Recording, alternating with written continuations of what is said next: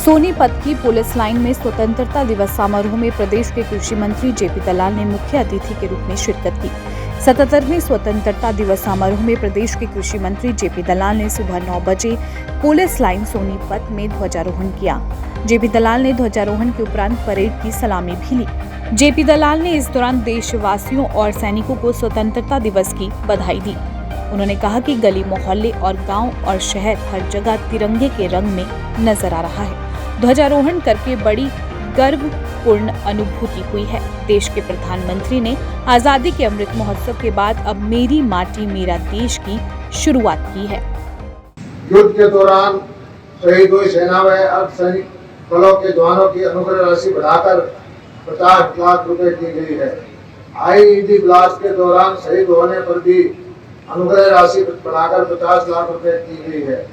अब तक शहीदों के 367 आश्रितों को अनुकंपा के आधार पर नौकरी प्रदान की गई है।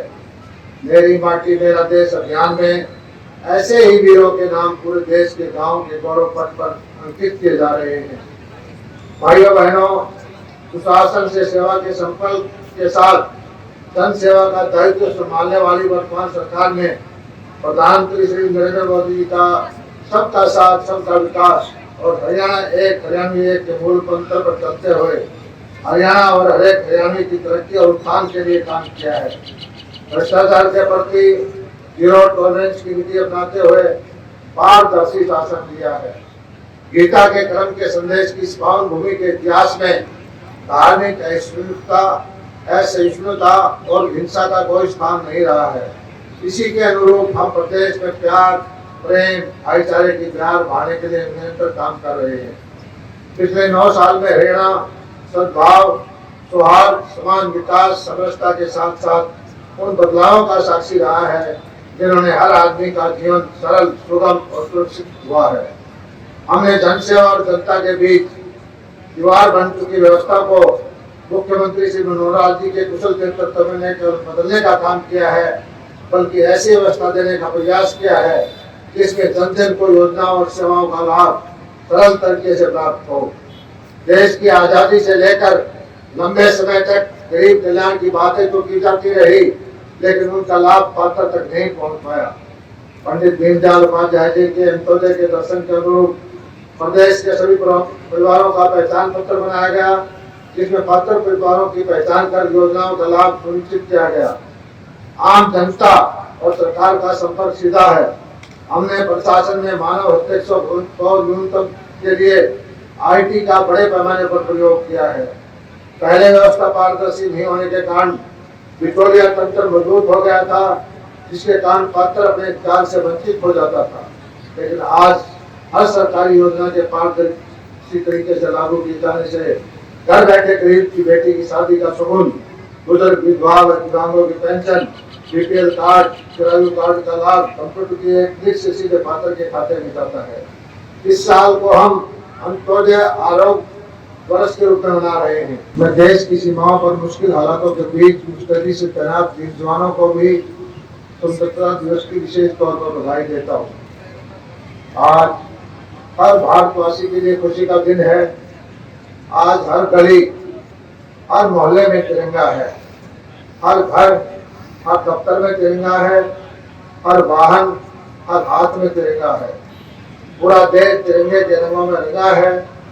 पूरा देश देशभक्ति के रंग में रंगा है। इस दिन के लिए माँ भारती के न जाने कितने ही सपूतों ने अपना सब कुछ बलिदान कर दिया। इसी दिन के लिए असंख्य देशभक्तों ने कष्ट झेले और यातनाएं सही। मैं इस पावन अवसर पर आजादी की बलिवेदी पर अपने प्राणों की आहुति देने वाले सभी ज्ञात अज्ञात शहीदों को नमन करता हूँ।